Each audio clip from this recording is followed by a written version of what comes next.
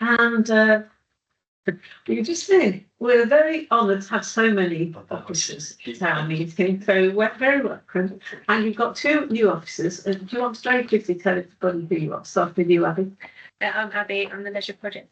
And Paul. I'm Paul. I'm the leisure facilities manager. Very much, and you're very welcome. Thank you. So we'll start with the evacuation procedure, but I don't think there's anybody here that doesn't know it. Just remember, stay in the car park if there's an emergency, and so we can go around, who will let you know when you can go. And we're such a popular meeting, we've got no apologies. So thank you everyone for attending. That's brilliant. Well, have I got any pecuniary or non-pecuniary interest? No, okay, thank you very much. We've got no public participation, so we'll go straight on to the minutes. Not any comments for anyone on the minutes of the last board, which is the 19th of January. Nathan, thank you very much, Anna. Seconded by all those in favour? I'll sign those at the end.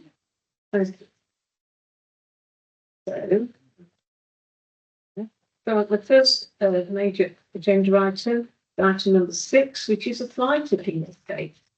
And as you have it here, just to let you know that we did have a meeting down at Warwickshire County Council of all 6 authorities, the 5 districts and boroughs and Warwickshire County Council, on fly tipping. And I think we came out of it very well. Thank you to both of you, Sharon and Andy. Each of the authorities just give a little bit of an update on how they're tackling fly tipping, and I think, as I say, we came out of it really well. But I think there's going to be meetings going forward where we can share ideas with our colleagues. Do you want to say something, Andy? Thank you, Chair. But moving on from that meeting at Warwick, you may recall me going on quite a lot about the motorway visors, which is a bit of something I don't want to drop. The messaging system on the motorways that was brought up at the focus group with the thoughts of maybe there's going to be a bit more out there in terms of forwarding it onto local MPs and onto the national highways, and I've actually taken that on board. So hopefully we'll gain a bit of traction with that idea. I'll keep you updated as to how we get on with that, because that would be good if that is made a thing and we do start seeing these messages on the main arterial motorways leading into the whole county. I'll keep you updated with regards to that. We had a presentation not long ago with our streetscape colleagues, all of them obviously very interested in the results that are coming from all the work that they do around the borough in terms of all the fly tips they clear. They've all given interest into what happens to a lot of the fly tipping. Not only that, but they are getting better and better and better at gaining their own evidence, obviously sending it direct to me, generally via WhatsApp. And it's good to be able to feed back to them the different results by way of a presentation, because quite often you can speak to them face to face and they can rarely recall what fly tip you're actually talking about. But on the presentation, I was able to give them images and updates as per the images, and they were able to immediately identify which ones we were on about, and that went down well. So mark that one up as a good bonding session. The only other thing I was going to mention prior to any potential questions, Chair, is signage. We're going to apply, obviously, the signage that we discussed for Hartshill. We're going to be applying for more of those signs, so to go along with the ones that you're procuring. We're also the large signs which we've seen around the borough, which have been quite successful. We're going to be procuring more of those so we can target on more areas around the borough. And that's really it for me. Thank you very much. Thanks, Chair. Any questions or comments on that? Yeah, thank you, Councillor. Thanks, Chair. I just wanted to say, like I always say, thank you for your work. I can imagine that you had bragging rights in a meeting with county. It's really great for Margaret and I in parish to be able to, especially with fly tipping, everybody hates it. No one's got anything nice to say about it. to brag at what work this council's doing, because it's and the prosecutions, that's what people really want to hear about. And because we've got so much more information now than we've had previously. The work you're doing, it's brilliant. Like the signs that are scary looking, and I always think it's a camera myself. And I'm like, oh, I know that sign. They're definitely in the right places. I know Major reported the caravan on the A5. Because that's a bit of a hot spot sometimes, isn't it? Remove the bin and stuff. The work you're doing is just brilliant, and just keep up what you're doing, because I know it's horrible and it's really, really hard work, but whatever you're doing, you have come in and changed. And we bragged about you. We were talking about you in the meeting, Andy. We were saying, yeah, we've got this new guy and he's like, you know, is brilliant. So it's good, isn't it, to brag? So well done for what you're doing. It's brilliant. It's good to see it, the figures as well. Thank you. Any more comments? Oh, yes, Ray. So Joe, and then Question for Andy. Has there been any noticeable difference now they've took the booking away from the tips? Through you, Chair. Data wise, I couldn't say, Councillor. I don't whether just Chair, I don't think there has been a great deal of difference, to be perfectly honest, in the numbers that we're seeing. But we do, but a lot of our perpetrators are from not, you know, yeah, so they're out or In my own opinion with that is that if it comes back, they do the timed ones at the weekend, because that is when there is a roadblock. In the week, it's basically it's a free for all. You go in, never any waiting, and so I think the biggest constraint is go down Tutdale, you'll see it queuing out on the road, and the same at Lower House Farm. That at weekends you see the queues. Maybe that's the time when there ought to be booking to eliminate the road problems. But certainly in the week, it doesn't seem to necessitate booking, because it can cope. yeah, that was brought up at the meeting, and the county are having a meeting themselves to review the impact or non-impact of taking away the booking system. But we did make that point that Ray's just made, that they could have a dual system where on weekends and bank holidays and things you could have booking, and the rest of the time you don't have to book. So they did say they would be considering that. So we'll wait and see what they say. And Andy, and then Andy James, and then Andy. Thank you. Just a quickie, you referred to the meetings with the other Warwickshire councils. I just wondered how we compare with them in terms of the amount of fly tipping and what we're doing to tackle it. Chair, if I may. The meeting was it was the waste partnership meeting, Chair, and we went along, and there weren't many officers at the meeting actually. So we talked about how we do things in each borough. So each person or each member did a small short presentation. So we weren't really talking about numbers. It was more about how we're doing things, and so how we're investigating, what we've got, cameras, signs, things like that. It was more of that rather than the numbers. But as They did do a table of the 5 districts and boroughs and the number of fly tips over a couple of years. If you could unearth that and send it round, that would be really helpful. It's somewhere in the papers. You may be more organised than me. I don't think I can find it. If either of you can find it and send it round, I think there were 2 tables. One looked over a few years, and one was just last year and the predictions for this year. Yeah, Chair, I will have that. Thank you. That would be really helpful. Thank you. Andy. Right. Yeah, also, since the relaxation of the booking system, the Lower House Lounge, tourist spot in Basley for fly tipping. Literally, there's one every weekend, or more or less, to your thoughts. But since the relaxation of the booking system, there's very rarely a significant amount of rubbish being tipped there at all now. So it's good news in that respect. It's worth feeding that back if we can. It's really good. Thank you, Major. With that caravan, I suppose there was no way of finding out who owned it. So it just abandoned, so it cost City Council to get rid of it. Yeah. Chair, no, there was no identifying marks on the caravan whatsoever. And as we found with that length of A5 that we're talking about, there's no opportunities there to place any form of cameras. I've spoke about it to Mark Kennel with regards to adding a few extra posts and to put extra signage. But it's such an isolated part of the A5, any camera would be very visible, no doubt be damaged or stolen. In terms of the actual caravan, there was no opportunities to follow that up. Thank you. Thanks very much, everybody. We just asked to note that report, so I won't go through those unless anybody shouts, they're not happy to note it. We'll be doing on. Thanks very much.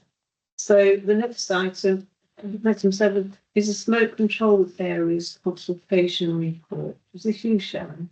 Yes, Chair.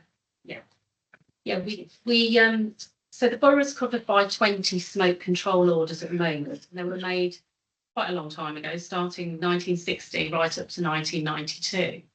But it's not consistent across the borough.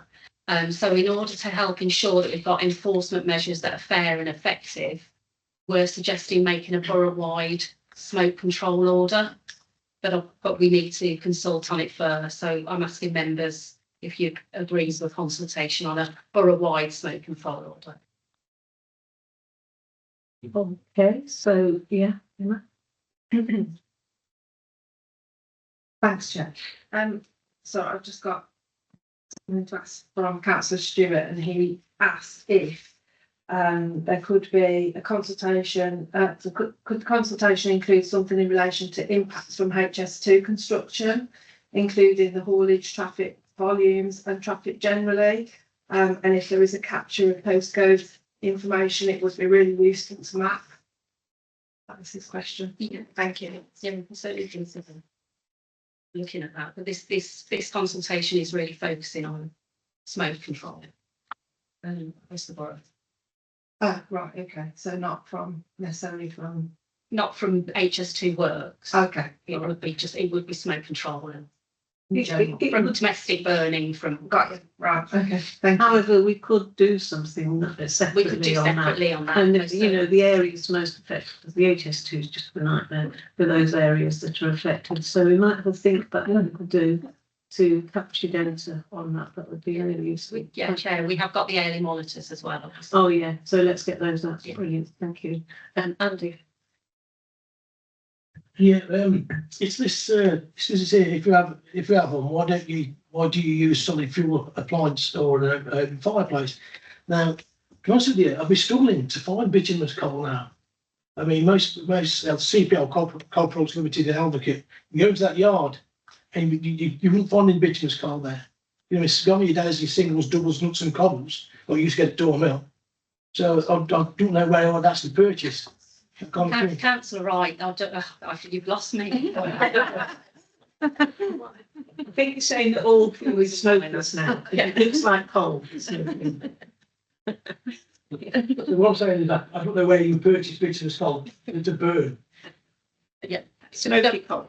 Yeah. Yeah. Chair, if I Coal may, yeah, sticks. but we do get complaints of people burning all sorts of things. So this is just to make it fair, consistent across the borough.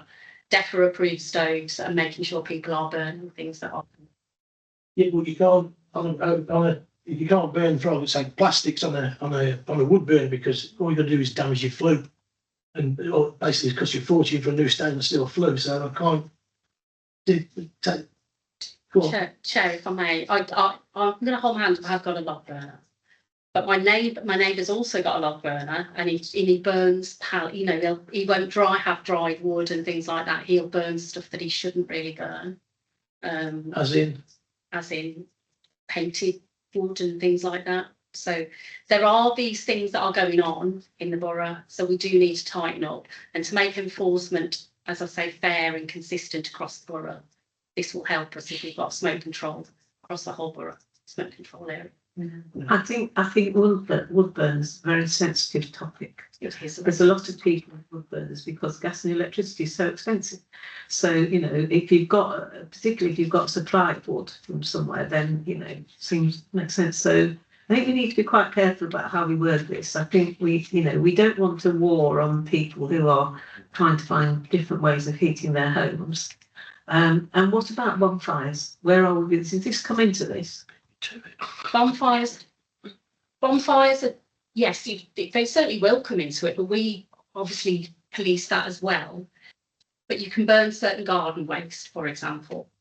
But there's certain, we've got separate guidance on that. Okay. But this is purely for obviously smoke control from, did you say it's very sensitive with heating and cost of living, etc.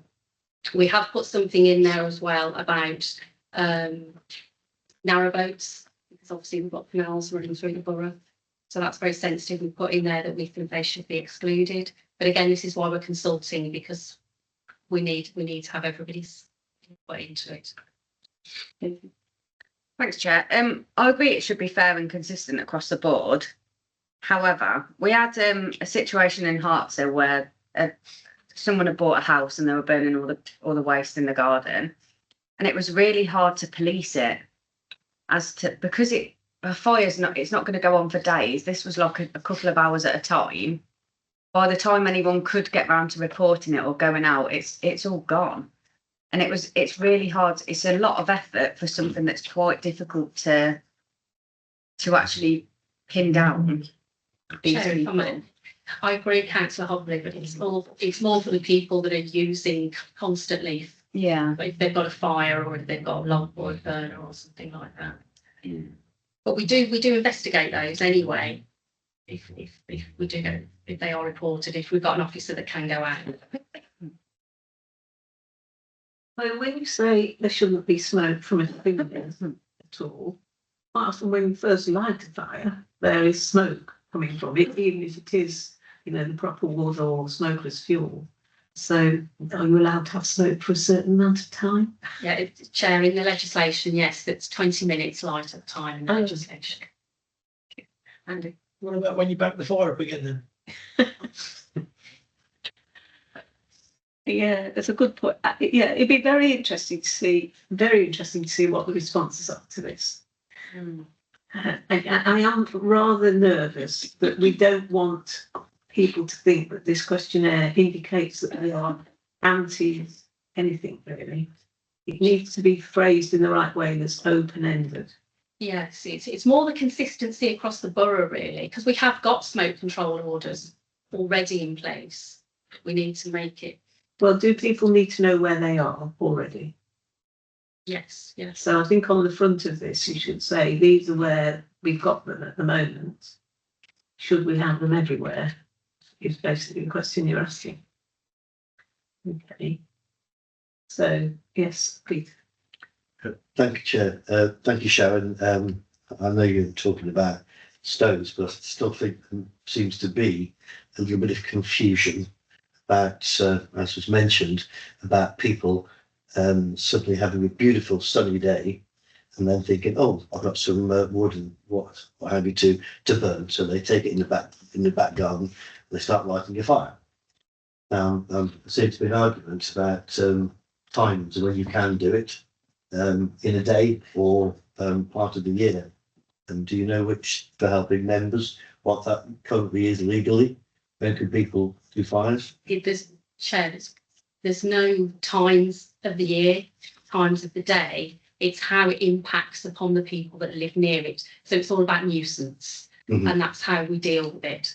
So if we haven't got the resource to send somebody out straight away, but if it's happening regularly, it's causing somebody nuisance in their property and affecting their way of life, then obviously we can take action under the Environmental Protection Act. Yes, thank you, Sharon. I did think that there wasn't anything that talked about a season, and that it was because I remember having a chat with Sharon about this before, but I wanted her to explain so other people can hear. But what a great shame it is that when people put out their, for example, their washing, then somebody goes and lights a fire and it's on there for a few hours, and it just upsets children and Lord knows what other residents, because it just smells and just puts people off.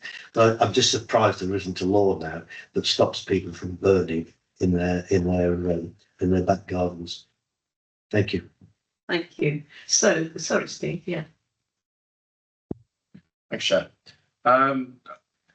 So what we're looking to agree to is this consultation. And like you were saying, Chair, about we don't scare people. And the second question kind of is a bit of a rhetorical one, I think, a little bit. We're kind of saying cancer and stroke and heart disease you wear, how bad it is and things like that. I'm just wondering what the plan is to do with the consultation once we get this information. Because it's clear that people will say, we think air quality is important. People are going to say yes to the really obvious questions. And then we're going to have a list of people who've got log burners and are they this and are they DEFRA approved and things like that, which people probably, well, I don't know, I'm a log burner, but I don't know if they'll know. So my question is, with the answers to the obvious questions of, you know, yes, we should do something, and then we've got a list of people and kind of who use it, what are we actually looking to do with the results at the end?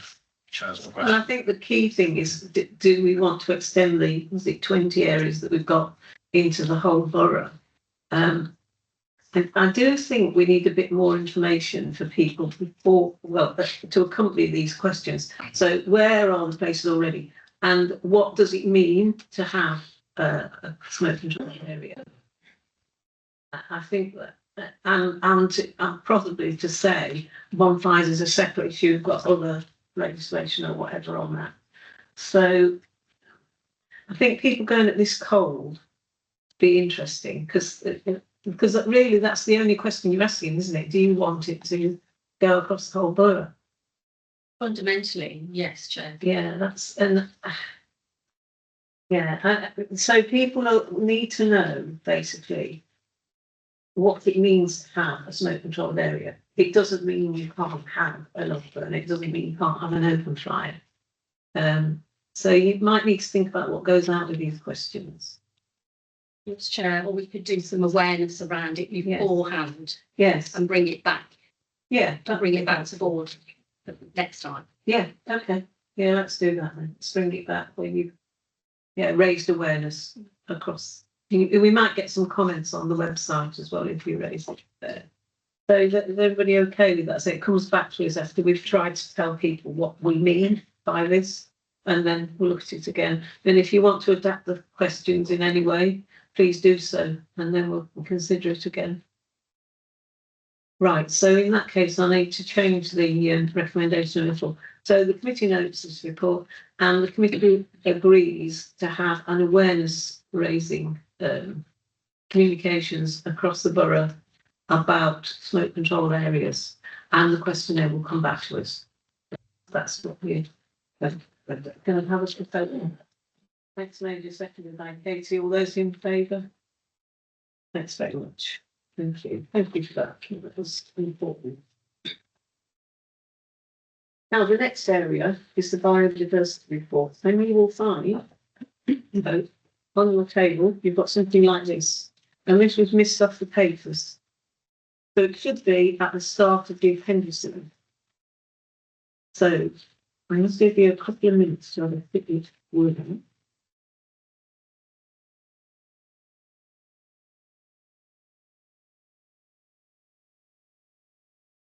it. This is sustainability work.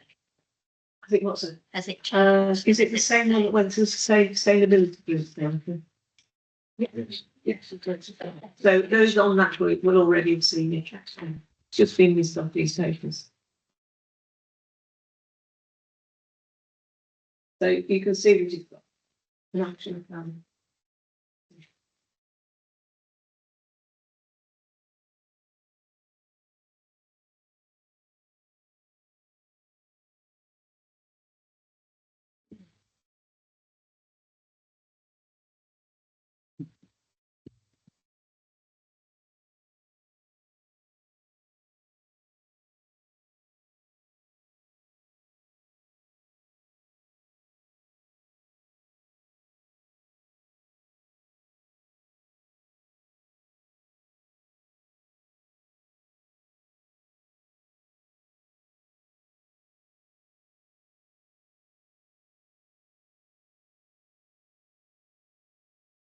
So obviously we're going to talk about this tomorrow, but if, when you've had more time to consider it, you've got any other comments, Dorothy would like them by Wednesday night this week, because papers are being prepared to go to exec board, is it? That's exec board. So we would like to take any comments you've got into account when she writes that paper. So anyway, we will look at the report. Yes, and I've got comments for page 19, but I don't know if Yeah, anyone yes, wants to talk sure. about anything before then. yeah, no, you carry on. 19 of 120. So, my question, well, a couple of things. Are we actually paying volunteers? That's the first question. And whether we are or not, I'd just like to understand a little bit more about our indemnity insurance, whether they're trained and whether they have to sign any contracts or anything like that. I just trying to understand what we do to support them, I guess. Can I add to them this question? Because on that same page, my question was, why is this report so old? 2021, the dates on here. Thanks. Says it has to report in the 5-year period. Yes. Saw that, I've got the- Oh, that's that one, too. Carry on, Dorothy. Okay, so the dates of the meeting are because we have to look back for the last 5 years. All right. So that's the first period, and then the second period is looking forward with future action. And if I could pass over to Becky to answer your first question. Yes, in terms of volunteering, it's all done through Warwickshire Wildlife Trust, so it's their insurance, it's their training. So we don't pay them, but we do pay the Warwickshire Wildlife Trust to manage our local nature reserves on behalf of the authority. So for volunteers at that.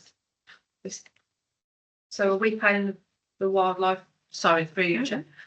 So we paying the Wildlife Trust volunteers then, not?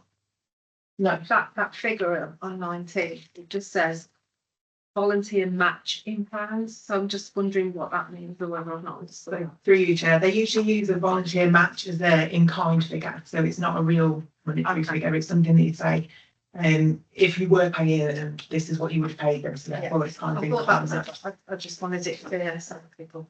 But we do pay the Warwickshire Wildlife Trust an annual amount that's done through this board to manage our local nature reserves. Dorothy, do you want to make any comments on this before we have any more discussion? Just to point out that the report has been to the the appendix that you have before you has been before the Sustainability Working Party. They've made some comments which are included within the report, but they haven't yet been incorporated into this paper yet. Right. And the view is that those comments and any comments from this board will be incorporated into the executive board papers. And that meeting will be on the 23rd of March with a view of publicising the first report by the 25th, 26th of March. Thank you. Thank you. Are there any more comments or questions on the report? Thank you. Sorry, can I just ask one question? If you've got a site, I know this might be a bit random. If you've got a site that's identified to be added to the list and there's work going on that site which is going to stop it before it goes into the report, what will happen then? Sorry, check. Could you explain what you mean? So I am just looking at the Hartshill one just because the Hartshill corner of Nuneaton Road and Manchester Road, is that where it's going on today? Have you seen that email? So if it's, I can't explain what you're trying to say, sorry. If there's work going on there today, for example, you've seen some work going on there today, before it gets entered into this report, what happens there? Okay, so it would be part of the action plan that the Borough Council would look to add certain sites to the biodiversity net gain sites that we have available. So any section 106 monies or things like that, it could be aimed towards those. But if there was issues with those sites, then they would have to be brought to our attention. But there is due to be another board report being put forward suggesting the sites and to get council agreement on those. So just because it's in the action plan that it's something that we'd like to seek to do, there's no approval yet of that actually. Thank you. So can I ask a question about, I suppose it's the status of this report. So if you've got a wildlife site, for example, and we've got and it's in here and it's valued, etc., and then we find someone doing something to destroy it or damage it in some way, well, what do we do about that? As far as I'm aware, that if there's people that are damaging a local wildlife site or a site of scientific Interest. yes, that's the word, thank you. It's an SSSI, then there's various levels of environmental acts that can be taken forward. But I'm afraid I don't know the details of those, but I'm sure that if there was any action for those, then those could be investigated. And Who would we report them to? well, it would be whoever is the owners of the land, and if it's the Borough Council, Might say Becky. Becky's then it would be, yeah, it would be either to the planning team, the planning policy team, or it'd be to the community and development team. Okay. Are there any more comments or questions? Yes, good. Thank you, Chair, and Dorothy, can I thank you for bringing this report to the sustainability working group. And as members can see from 5 and 5.1, should I say that the comments that were made from members from the working party, I have to say it was some great, as you can see there's some great comments from members, from all members. And one thing that we actually talked about was ensuring that this was seen as a live document, so we continue reviewing it all the time. And I did say that I'm sure there'll be some quick fixes, and as we look at some short, medium, and long-term actions as well. And one of the important things for members as well was actually focusing on the green corridors as being a priority, and members obviously have seen the other bullet points as well. And I have to say that with Colin Park being in my ward, I always congratulate the volunteers from the nature reserve because they just do some marvellous work. Like them, I spent hours pulling out Himalayan balsam, which is a horrible plant, but especially when the plant actually just starts to degrade and it ends up in the river. But I'm just looking forward to the project that they've got on the coal is actually meandering it, which will actually even further reduce, I hope, the flooding that we get in that floodplain around Coal End Park, and also see the biodiversity, the various birds and insects that I think we'll see an increase of in the coming years. So I'm very much working with the guys and looking forward to seeing it come to fruition. So thank you, Dorothy. Thanks very much. Can I ask Dorothy whether some of this goes into our local plan? So, for example, the gap between an ancient woodland and housing. I know there's a minimum gap, but we have to have, can we want it bigger? And also the width of the green corridors. So is that something that goes into the local plan? And anyway, and we can influence that. So I think if I get the mood of the meeting, we want the corridors as wide as possible and the gaps between houses and ancient woodlands as big as possible. So I'll take it upon myself to talk to Martin about this and make sure it goes in. Martin Watson, make sure it goes into our local plan. I think it's really important because I sit on planning, and I know a number of you do. I get really frustrated when important documents like this don't seem to carry much weight when we come to considering housing developments. So we need to make sure it's written down that we want it to carry weight. So, okay. Everyone okay with that? Right, so the recommendation is that the comments from the Sustainability Working Party and any additional comments you've got by Wednesday night, please, be incorporated into the biodiversity report to be considered by Exec Board, 23rd of March. Yes, thank you. Sorry, can we have that sent round in an email for the other councillors as well? Send all this, Yeah. yes, thank you. Would you do that, Jonathan? Thank you. And you just let them know when you leave the comments back. Thank you. Can I have a person for the accommodation secretary, seconded by Emma? Thank you very much. All those in favour? Thank you. Very much. So the next agenda item, number 9, is the sustainable fleet management strategy.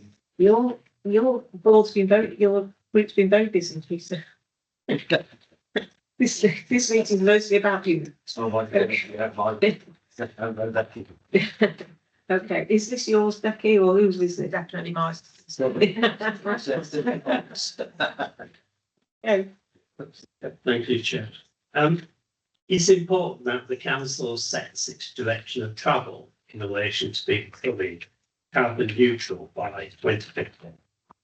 The strategy that you have in front of you today takes into account the unknowns are still developing across the borough, such as hydrogen and the capabilities of the electric fleets to be able to travel the distance that we need to be able to travel to service the whole of the borough.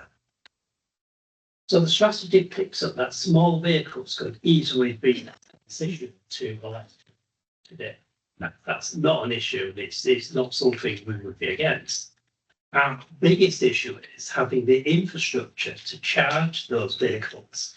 And unless you've got the substation with the right voltage, you struggle to be able to put them all in at once without blowing everybody's kettle at home. Therefore, the power will go off, as we've seen in a number of local authorities that they tried this. So it's important that we understand the demand that we'll have when we change our fleet, and we make sure that those substations are upgraded to take the power that's needed to make electric vehicle movement possible across the borough as a whole.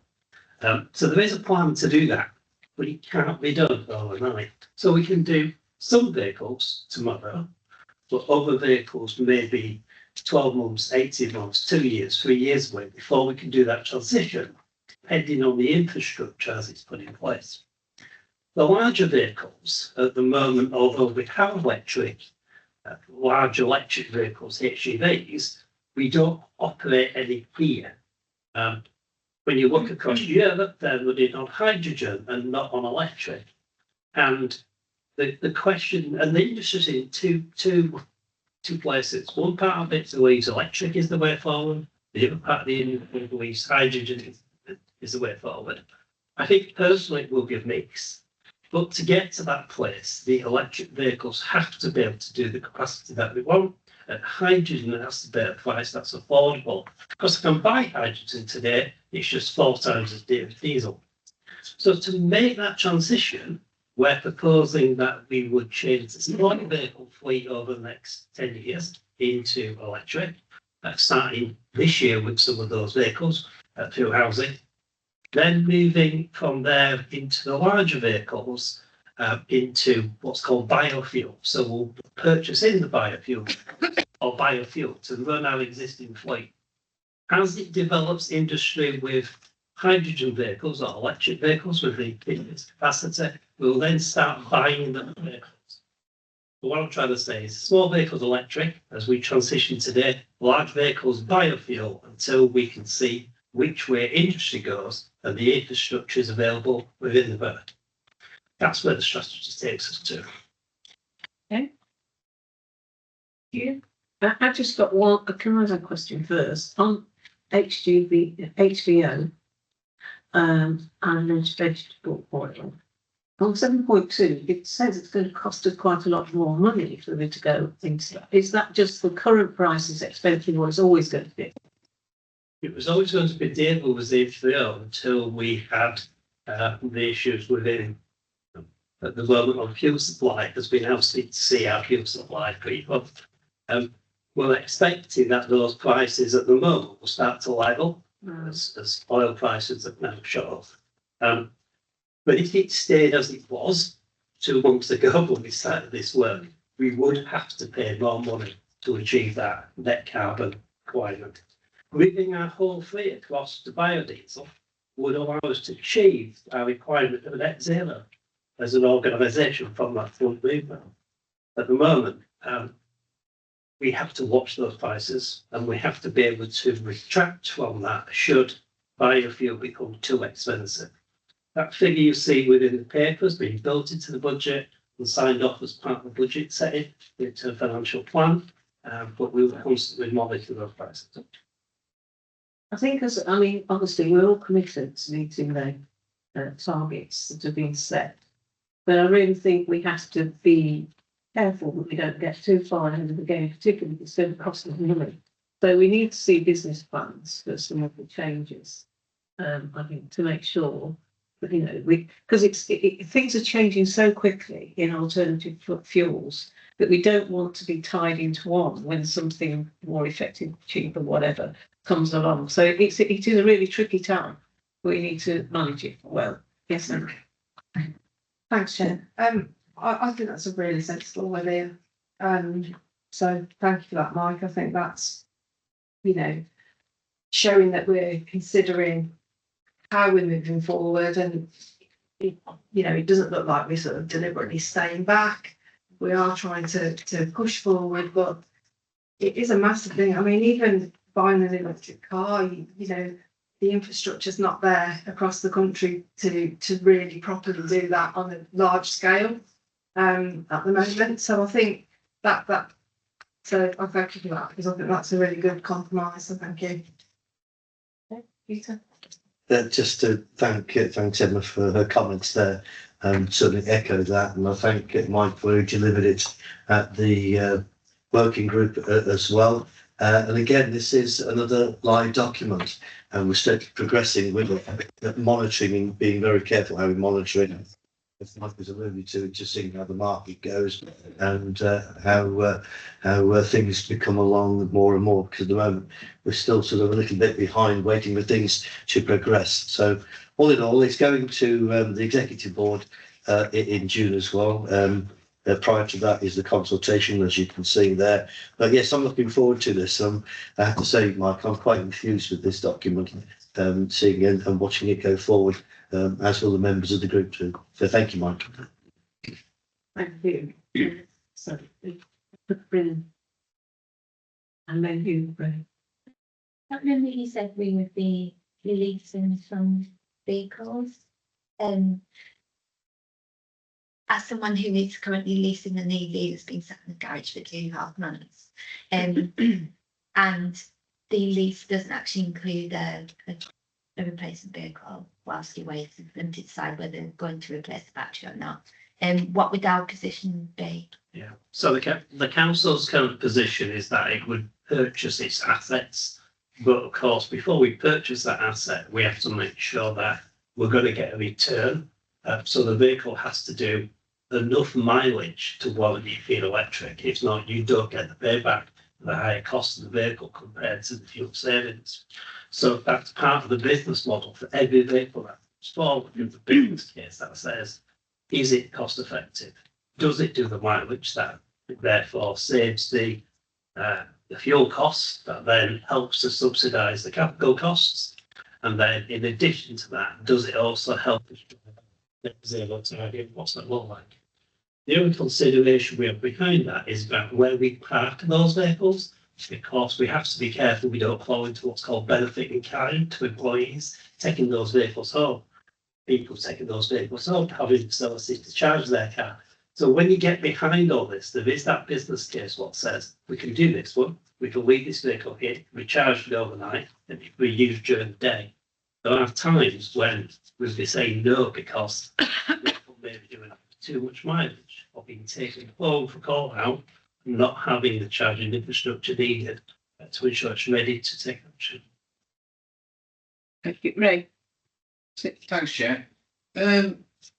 comment more than anything on 6.2 where it says it's about hydrogen. I think if this was written sort of 20, 25, 30 years ago, you'd have seen exactly the same. And I'd hate us to get too involved in this and sink a lot of money into it when 25, 30 years ago it was exactly the same, which and it hasn't moved forward in that time. So hydrogen has been a big challenge for the UK. In Europe, most vehicles operated on large HGVs are either CNG or hydrogen. All of the large cities across Germany and some other European countries have banned the use of diesel type vehicles entering those areas. So Mercedes have hydrogen and CNG, DAF do. All the big manufacturers have moved to hydrogen type vehicles in Europe. Problem in the UK is it can't get the hydrogen clean enough, so it can generate hydrogen. It's just what we would call mucky hydrogen, and therefore the incineration plants that you either take the hydrogen from is not able to produce it clean enough. What you've seen in the UK is, well, actually across the whole of the UK, is 4 big trials. One up in Aberdeen, one up in Carlisle, one down in Westminster, and I've forgotten where the other one is, where they've been actually looking at how do they transition to hydrogen instead of quick, and how do they get the fuel clean enough. So Virgin Rail has been invested in Runcorn incineration facility to try to make hydrogen clean. It's been putting lots of money in, but at the moment, Virgin Trains have run on a percentage of hydrogen and a percentage of diesel mixed. So they're starting to make that transition. They've just not got it clean enough yet. What we've seen is 3 planning applications coming to the UK to build hydrogen plants, 2 from plastic reprocessing, and then 1 from water, which is the way they went in Europe to actually produce hydrogen from compressed water. And that's the way that we would see the UK going. It's just not there yet. It doesn't have the investment, doesn't have the infrastructure, and it can't get it clean enough. But by 2034, we see government investment into that. There are 2 different departments in government. One is DEFRA, that talks about the protection, the reduce of emissions. One is DEC, that talks about energy recovery and energy supply. And it's DEC that are driving forward the hydrogen agenda for the UK. So we do see that transition changing. If it doesn't get there, we will continue with biodiesel, continue buying those fleets of vehicles that operate on biodiesel. It's just a comment. I think something very proud of as being British that we couldn't produce one of the most common elements in the universe, but we got there making cars that come off fish and chip oil first. That's somebody proud of. Fish and chips, British. There's hope you've got to say. We will get there. I was certainly for a good fish and chips. Thank you. Yes. It's follow up, but I think that if I remember, Michael, I think I mentioned, was it McDonald's on their vehicles running on biofuels as well? And quite clearly see them travelling down the motorway, all their trucks run on biofuel. And that's in fact when I was on the combined authority, I remember seeing just by the library, but a big display of all the buses that are being transformed to hydrogen and other cars as well. So I'm all for it. Really, it's good. Well, as we said, it's a fast moving area. We have to just keep feet of foot and do things as they evolve. We can have a plan and be prepared to change the plan if the technology changes. So thank you. We are being asked to approve the consultation of the draft sustainable fleet management strategy and replacement plan prior to consideration and adoption by the executive board in June. Do you have a proposal for that? Thank you, Peter. Second by Emma. All those in favour? Very much.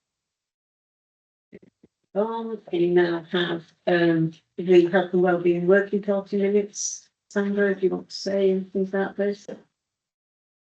Thank you, Chair. Just a couple of items just to update everybody on.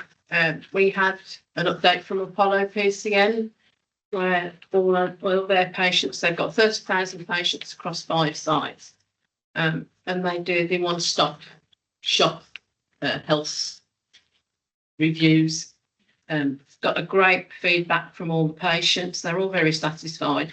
They're still thinking that they might need to change it from the frailty hub. It still puts people off being told they're frail. I can go with that. They're frail all the time, but that's another. They wanted us to support them, so we've sent a letter of support just so that we're behind them on that one. Yep.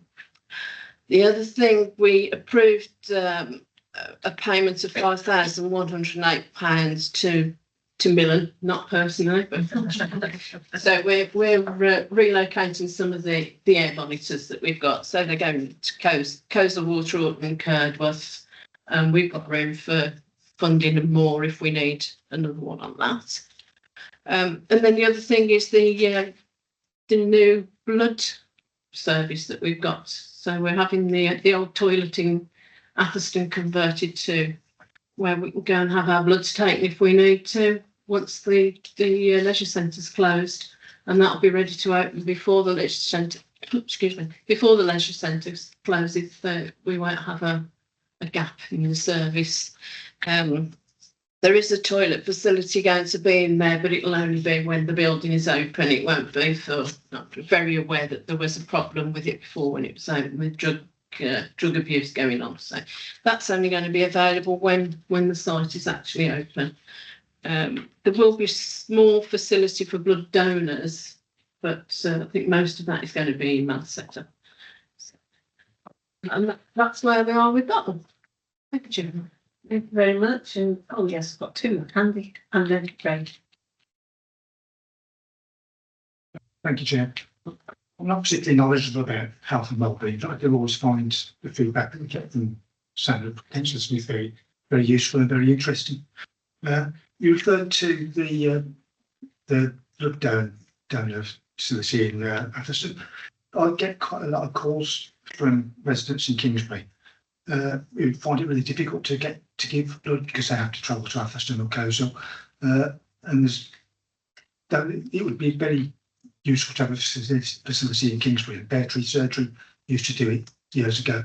I just wonder if, and I'm sure this is a problem across the board, not just in Kingsbury, and I know you serve on the patient participation group in Kingsbury, so you're probably aware of it as well. I just wondered if this is something the group has looked at or could look at, to liaise about sort of improving access to blood donation and blood tests. Yeah, I think it's something we need to look at. I have spoken to the Pear Tree Surgery, and I think it's always been under George Eliot, so it's an NHS payment. But they're not forthcoming with the funds to do it, so that's why it's going central. But I think there's a lot of people that just can't get into Atherstone, and that's not going to change anytime soon. But it's worth looking at and seeing if we can put a bomb under somebody. Will be very useful. Yeah, well, thank you. Good. Okay, thanks. Was it Ray? Yes, sorry, Ray. Thanks, Chair. Station toilet repurposing. Can we have some sort of more detail for the local members? Because certainly, until I received these papers, I hadn't got a Scooby-Doo of what was going on about it. And the ones that are asked, and we've got 3 local members here, will be us. And it's very awkward to say, well, I don't know. So could the local members have some more detailed information? What is going on? What is going in there? So as if we're asked by the public, at least we can give them a proper answer rather than scratch our heads and say, don't really know. Okay, right, we do that then. If it's share the designs and the details in it, Molly. Please do, yeah. And timescales, so it is assured they will be open before the Memorial Hall is closed. Hey, what? Keep asking the question. I keep getting the right answer, but I'm just a bit nervous. Sorry, Brina. What are the opening hours of the blood service? I'm just thinking, obviously, access to toilets. If it's only open, say 9 till 5, I mean, where do people go in the evening? I know there is Tesco's, but I haven't been in twice. You need a tetanus quite frankly, to have the toilet in there. So what would you reckon? And obviously there aren't any cafes open, people don't necessarily want to go in the pubs in the evening. I don't think it's going to be open in the evenings. It's just purely for the access toilet during the daytime. It's not going to be any different to how it is now for evening. I think I was in there the other day. What time did this lady started? I think something like 8 o'clock and finished. I'm not sure, 5, 4, 5, something like that. So that's what at the moment there's no toilet facilities there. So at least they'll be available during the day. But we had all this discussion when they were closed, really, and it's just we had an awful lot of abuse of the toilets when they were open, and no one supervising them, and we don't want to repeat that because it's just they had lots of antisocial behaviour, drug taking, you name it. So we're just trying to avoid that happening. Yes, Peter. And thank you, Sharon. Thank you to Sandra for that report. I found myself being slowly but surely dragged into the patient participation group in Coleshill. But one thing I found out quite alarmingly, we have a mother and toddler group for babies, of course, in the town hall. And I found out that the ladies had to travel from Coleshill all the way through to Atherstone to weigh their babies, which I thought was absolutely nuts. And particularly because there are mums that don't have any transport, can't get there by bus.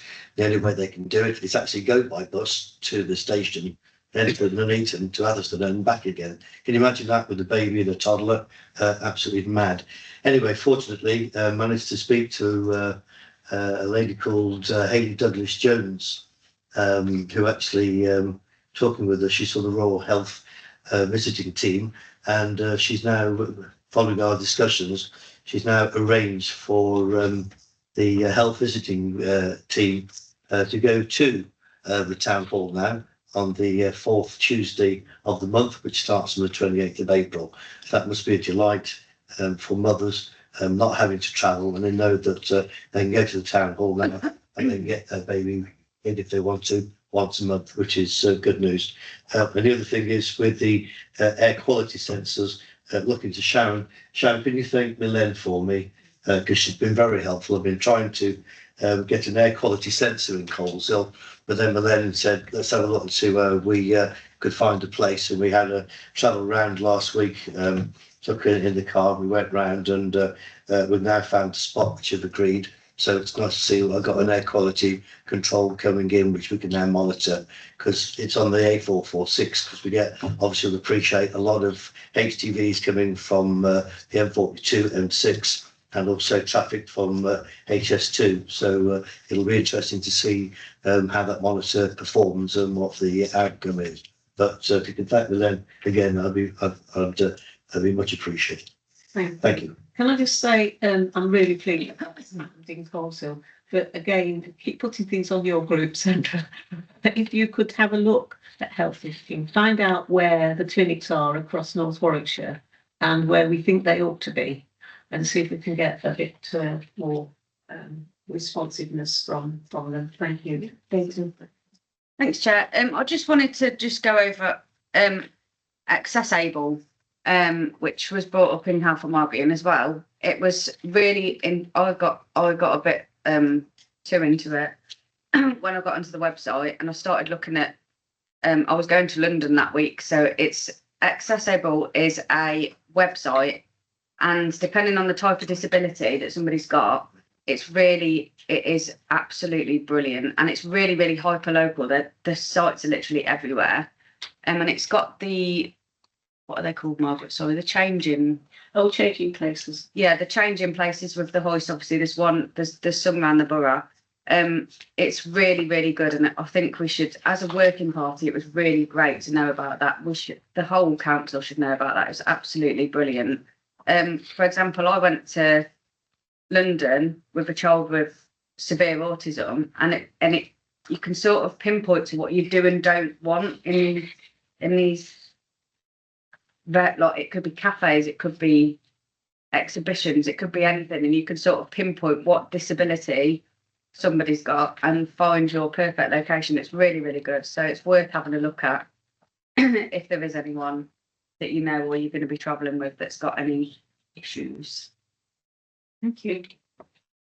Right, so once again, Sandra, thank you very much to your working party and all the work that you do.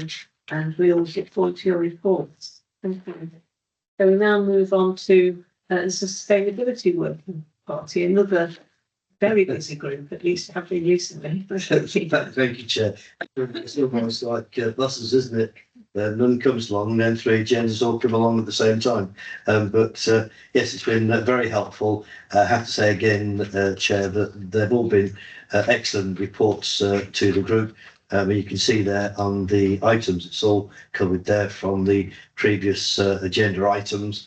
And it's lovely to see that we can monitor the performance indicators. One thing that the group last time and the previous time talked about was actually focusing as well on the work in the community by residents and community groups. I'm also wanting to see, as time goes by, is the update on the website, because we have a lot of things if people get the opportunity to look on the website.